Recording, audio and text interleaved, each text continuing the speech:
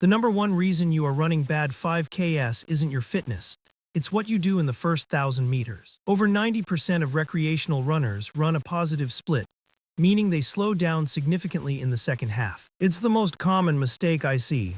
You're bleeding time. Let's look at the maths. For a 25-minute 5K, your target is 5:00 per kilometer. If you get excited and run kilometer 1 in 4:40, you burn anaerobic matches you'll desperately need later. You don't bank time, you bank fatigue.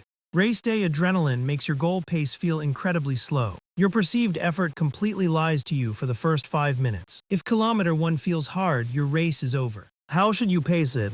Beginners run by effort, keeping conversation impossible but without gasping. Intermediates use your GPS watch, but deliberately add 5 seconds to your target for kilometer 1. Advanced runners target a negative split.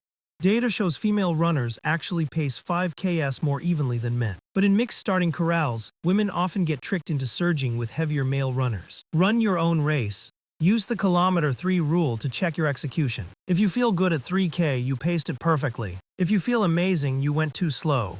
But if you're already suffering, you went out way too fast. Tactics matter too. Position yourself honestly in the corral so you aren't dodging people. And hug the corners. Running wide on turns adds serious extra distance. Run the tangents. Here is your takeaway framework. A perfectly paced 5K feels highly controlled at kilometer 2, terrible at kilometer 4, and barely survivable at kilometer 5. Hold your fire early, then empty the tank. Pace with patience, finish with power.